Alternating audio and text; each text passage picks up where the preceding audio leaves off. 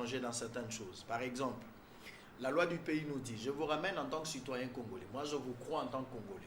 Vous êtes pasteur, c'est bon, mais sur terre, vous êtes Congolais. Et vous êtes fier d'être Congolais, j'espère. Oui, je le suis. Et, en même Et temps, je n'ai jamais même envisagé quitter le Congo. Même jamais changer de nationalité. J'aime être à l'aise dans mon pays. Dieu a trouvé bon que je sois un Congolais. Même pas jouer au DV loterie et si vous gagnez. La loterie, je ne crois pas à la loterie, moi. La loterie, c'est défendu par rapport à la parole de Dieu. Les jeux, tous les jeux d'argent, tous les jeux du hasard, la parole de Dieu ne me conseille pas de faire les jeux de hasard. Mais tous ces enfants de Dieu qui jouent à ces jeux-là, ils vont aux États-Unis, en France et ailleurs. Ils ont écouté, les conducteurs trouvent que c'est bon. Moi, je ne répondrai pas à la place de... Je vous dis ce que je crois être le message. Les jeux du hasard, la parole de Dieu n'approuve pas. Alors, on va continuer, ça c'est bon. Mais une femme, selon la loi du pays, on nous dit, la femme peut aussi demander divorce, selon la loi du pays. Je vais d'abord parler de la loi et vous allez parler par rapport à la parole de Dieu. On va essayer d'équilibrer, établir le parallélisme entre les deux. Qu'est-ce qu'on doit suivre? Parce que apparemment, les enfants de Dieu semblent être fauchés dans un coin. Alors, la loi du pays nous dit que si une femme se sent lésée quelque part dans le mariage, elle peut aussi demander divorce. Et elle peut se séparer de son mari. Après une année, cette femme-là peut aussi se remarier. Que dit la parole de Dieu par rapport à ça? Dieu hait le divorce, la première des choses. Et la révélation que Dieu nous a donnée aujourd'hui, la femme ne peut jamais répudier un homme.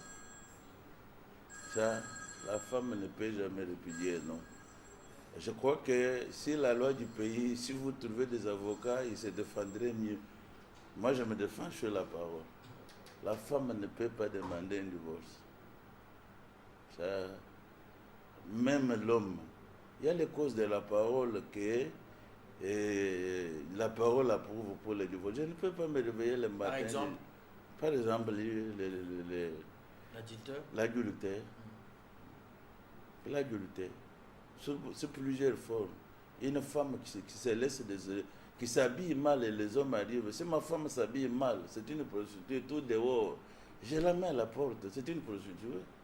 La femme qui porte des courtes jupes. C'est une prostituée. Parce que Jésus a dit dans Matthieu 5, 28, si un homme regarde une femme pour la convoiter, il a déjà commis adultère avec elle dans son cœur. Il y a des types d'adultère. Là, il y a l'adultère du cœur et l'adultère physique. Et tous les deux sont condamnés par la parole. Donc toi, tu es une femme mariée. Il y a des hommes, vous regrettez un homme qui laisse sa femme sortir, tout exposé, tout dehors, toutes les formes mises en évidence.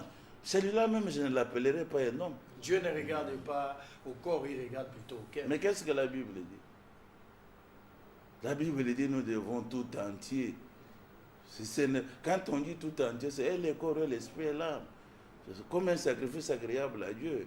Mais Jésus qui a dit venez à moi comme vous êtes, même avec Dominique, il faut venir. Mais quand on dit venez à moi, on peut comprendre. Tu vois, même quand je prêche l'évangile, je dis à la personne, venez tel que vous êtes fumeur ou prostitué, venez.